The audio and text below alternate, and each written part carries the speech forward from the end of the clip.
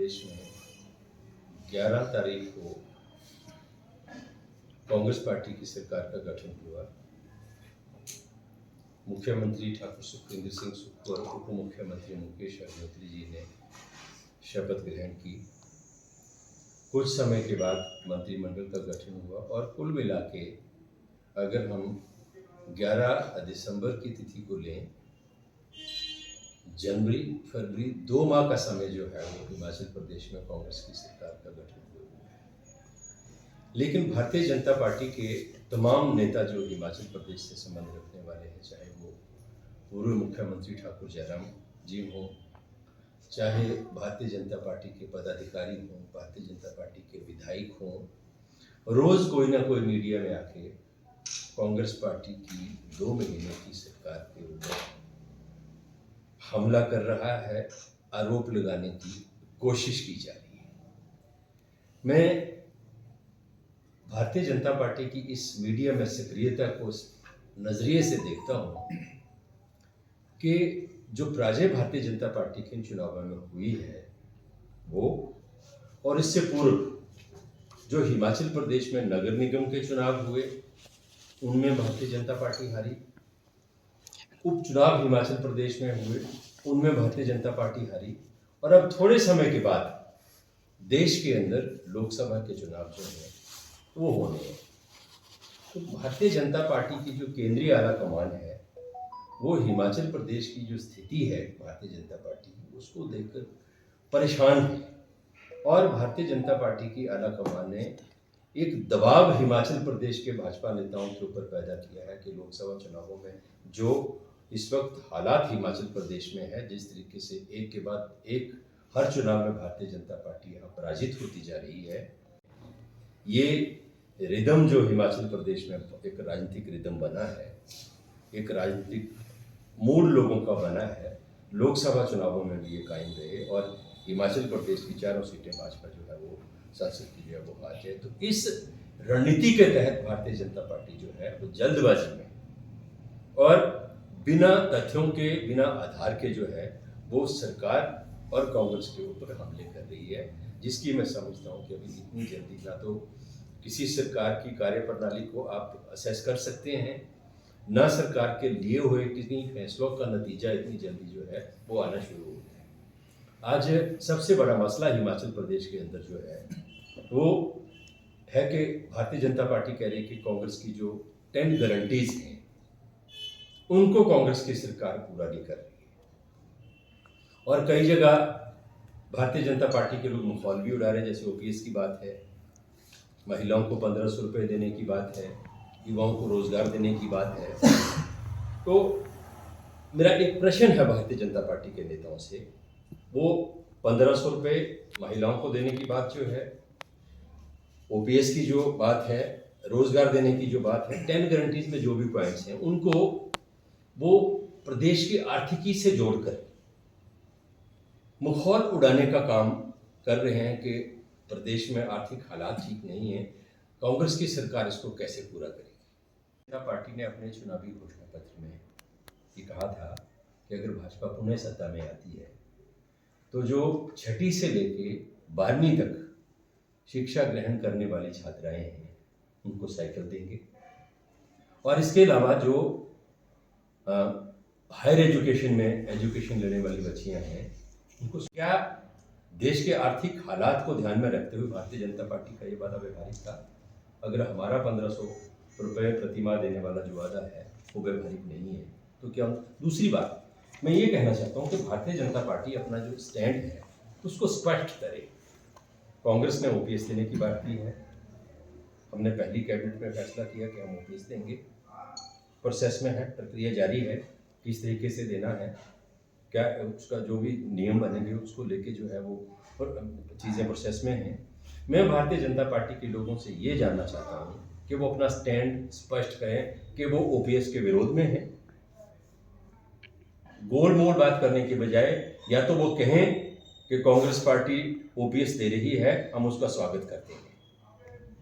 अगर उनसे ये चीज़ डाइजेस्ट नहीं हो रही है तो वो कहें कि हम इसका विरोध करते हैं, चाहे वो महिलाओं को 1500 देने वाली बात है, चाहे वो युवाओं को रोजगार देने की बात है, वो या तो इन चीज़ों का स्वागत करें और इंतज़ार करें, और अगर इनके पक्ष में नहीं है तो वो कहें कि हम इसके विरोधी हैं, ये देश की जो आर्थिक स्थिति है उसके खिलाफ है, उसके अनुकूल नहीं है कांग्रेस पार्टी के वादे, और ये चीज़ें नहीं होनी चाहिए, ये देश की आर्थिक को बर्बाद करेंगी, या तो ये कहें। तो भारतीय जनता पार्टी के लोग कंफ्यूजन की स्थिति में हैं, उनको समझ नहीं आ रहा कि हम कहें क्या करें क्या। 31 मार्च को आप सब जानते हैं कि वार्षिक बजट जो है वो पिछला समाप्त होता है और अगला शुरू होता है। अभी तक जो व्यवस्था बजट में पिछली सरकार ने की है उसी के मुताबिक सिस्टम चल रहा है। कांग्रेस पार्टी ने जो वादे किए हैं उनकी दिशा में जो भी रिफ्लेक्शन आएगा,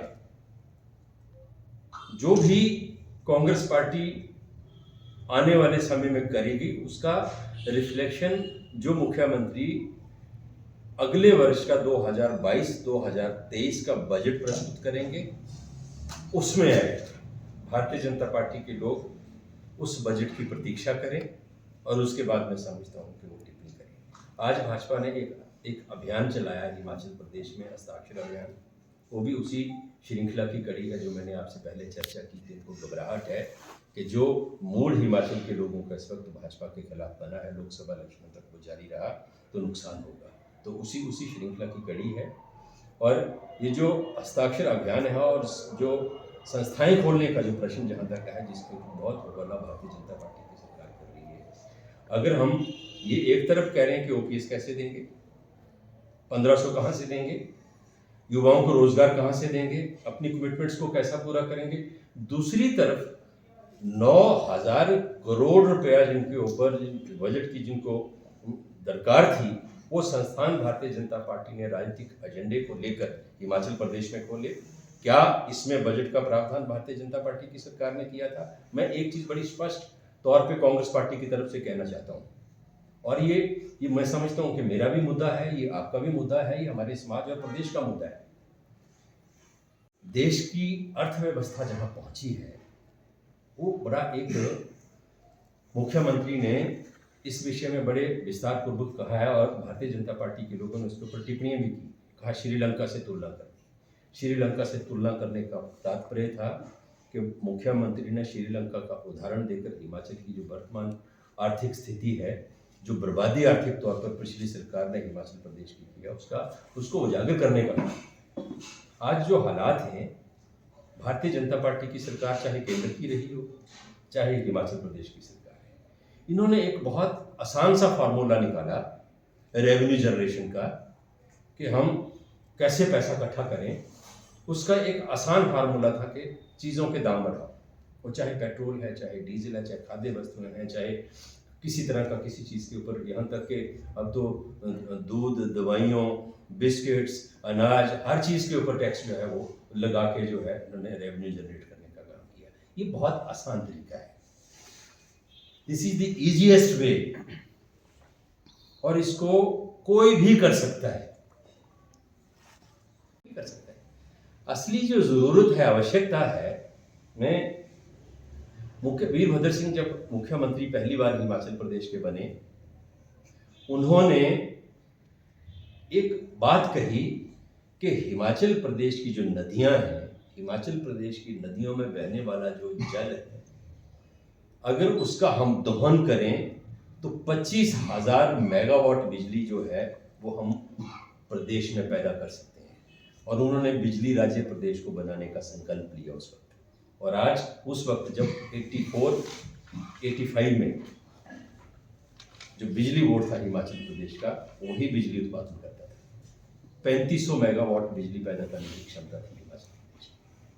और जब वीरभद्र सिंह ने पावर प्रोडक्शन का एक प्लेज लिया, संकल्प लिया और उसके ऊपर योजना बना के काम करना शुरू किया, टोटल मैंने कहा 25,000 मेगावाट की क्षमता है, उसमें से 11,149 मेगावाट जो है अब तक उसका दोहन किया जा चुका है। इतनी बिजली हिमाचल पैदा कर रहा है। ये है रेवेन्यू जनरेशन।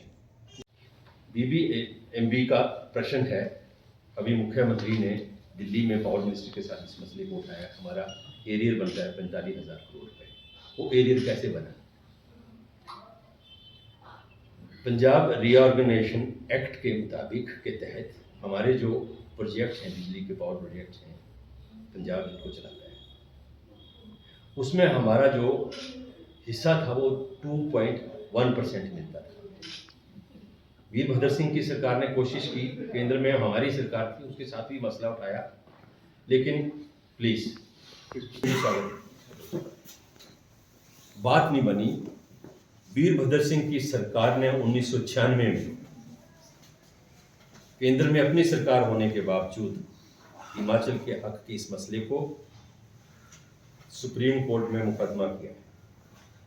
2012 में सुप्रीम कोर्ट ने हिमाचल के हक में निर्णय दिया और 2.1 से बढ़ाकर हमारा जो हिस्सा है उसमें 7.9 किया, जो उसी वक्त से हमको मिलना शुरू किया। इस तरीके से रेवेन्यू जनरेट किया जाता है। यह बातें करके जो है या आलोचना प्रदेश की आर्थिक स्थिति बहुत मजबूत नहीं होती। इसी प्रकार क्योंकि हिमाचल एक पहाड़ी राज्य है, हिल स्टेट है, खूबसूरत प्रदेश है और टूरिज्म की अपार संभावना है। वीरभद्र सिंह ने और उनकी सरकार ने उसके ऊपर काम किया। गग्गल का एयरपोर्ट बनाया, शिमला का जुब्बल का एयरपोर्ट बनाया और भुंतर का हवाई अड्डा, जो मैं कल सर्च कर रहा था गूगल के ऊपर, जो कभी 1936 में बना था, उसका विस्तारीकरण किया, उसको बढ़ा किया टूरिस्टों को आकर्षित करने के लिए।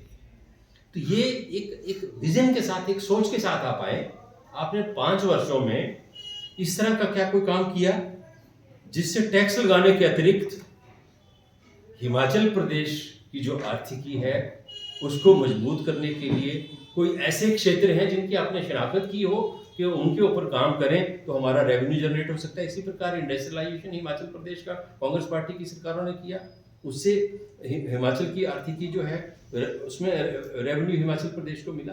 तो गप्पे मारने से और रेट बढ़ाने से, आलोचना करने से प्रदेश की आर्थिक स्थिति मजबूत नहीं होगी। मैं ये कहना चाहता हूं कि आज आवश्यकता इस चीज की है, अगर हम हिमाचल के हितैषी हैं, हिमाचलियों के हितैषी हैं, हिमाचल को अगर हम एक मजबूत प्रदेश के रूप में देखना चाहते हैं, तो जरूरत इस चीज की है कि राजनीतिक विचारधारा से ऊपर उठकर मैं समझता हूं कि सबको सोचना पड़ेगा, विचार करना पड़ेगा कि हम कैसे मिलकर काम करें कि हिमाचल प्रदेश की जो इकोनॉमी इस वक्त पटरी से उतरी है उसको हम पटरी पर ला सकें, और कौन कौन से ऐसे क्षेत्र हैं जिनकी शनाख्त करके उनके ऊपर काम करके एक दीर्घकालीन आर्थिक योजना बनाकर हम हिमाचल प्रदेश को आर्थिक रूप से स्वावलंबी बना सकें। इस दिशा में काम करने की जरूरत है। ये खाली राजनीतिक बयानबाजी करने से ना हिमाचल मजबूत होगा। कांग्रेस पार्टी ने जो अपनी वचनबद्धता है, उस वचनबद्धता के ऊपर, जिन मुद्दों के ऊपर हमने चुनाव लड़ा है, हम उन मुद्दों के प्रति वचनबद्ध हैं और उन मुद्दों के ऊपर काम करके जनता को वो राहत हम देंगे, कांग्रेस पार्टी देगी। वो कांग्रेस पार्टी का तैयार किया हुआ एजेंडा है। हिमाचल प्रदेश में कांग्रेस की सरकार है और कांग्रेस की सरकार उस दायित्व को जिम्मेदारी के साथ निभाएगी। लेकिन भारतीय जनता पार्टी अभी तो जो हालात हैं, उन हालात में अपने पिछले 5 साल में जो उन्होंने हिमाचल प्रदेश का विकास की दृष्टि से, आर्थिक दृष्टिकोण की दृष्टि से बेड़ा गर्क किया है, आज अभी उनको उसकी जवाबदेही देने का समय है। आज संस्थाएं खोलने का प्रश्न है, ये बड़ा, मैं आप लोग बुद्धिजीवी लोग हैं, पत्रकार लोग हैं,